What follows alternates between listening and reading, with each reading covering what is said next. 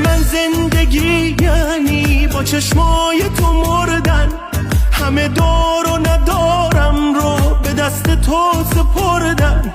من این دنیا رو یک لحظه بدون تو نمیخوام، اگه نباشی تو پیشم زیر و رو میشه دنیا.